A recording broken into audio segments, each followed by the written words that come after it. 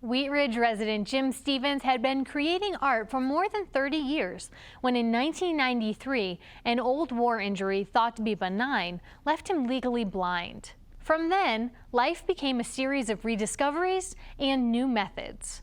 Among the latter is an art form he calls polymorphs, for which Stevens layers thousands of strands of monofilament to stunning effect.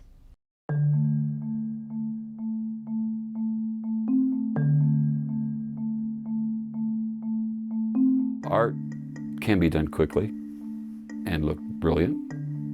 My work can't be done that way. The work that I do does require patience because one wrong line, one wrong dot, one misplaced scratch, and it's ruined.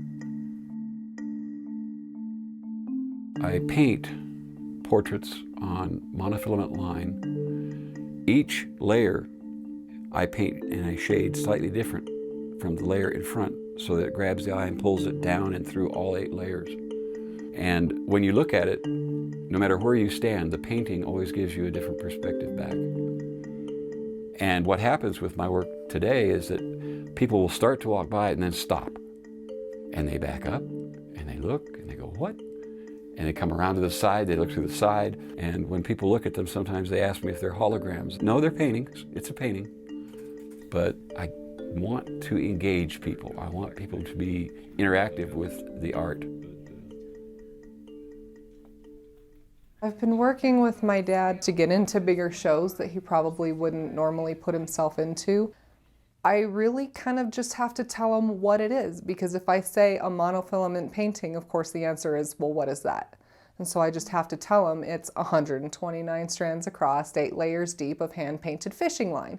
And as soon as I get to the fishing line, they're like, well, wait a minute, start that over? Once his art has been accepted on its own merit, then I will tell him, oh yeah, my father's the artist, he's right over here. And they're like, wow, he's blind too? I was shot in the head in Vietnam in 1970, and it left bullet fragments in my head. And in 1993, I was teaching, I was a professor at the University of Colorado, and the bullet fragment in my head moved and caused a stroke in my visual cortex. And I woke up at the hospital, and the surgeon looked at me and said, you're blind. My vision is pin dots just straight ahead. And I was angry for a very long time after I lost my eyesight. And my 2 youngest daughters came to me and said, Dad, you've always loved art. Why don't you get back to it?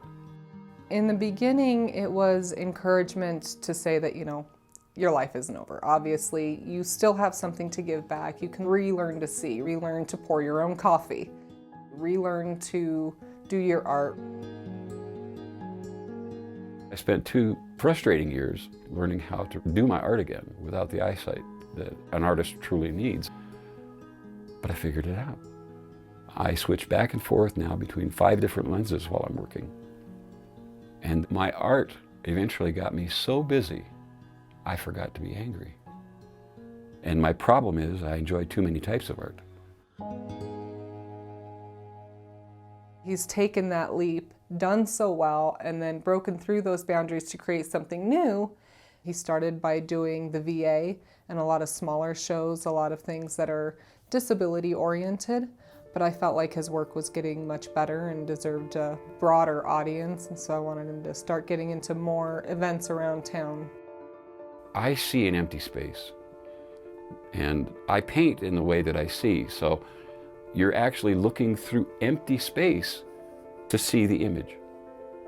All the art hangs freely in space on the strands.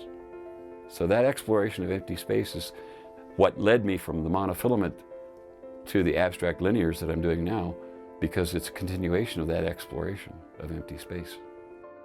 They look at my abstracts and they realize there's the painting in front, but there's no shading. And then they realize that all the shading comes from the abstract design in the back. And it engages people. And to me, art should engage.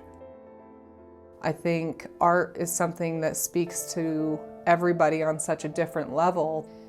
It gives everybody such a different perspective to themselves, to the world they personally live in.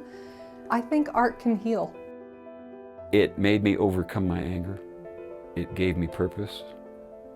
When I get discouraged, I get frustrated, I look up and there's that sentence. And I wrote that for myself. A man with a vision is never truly blind.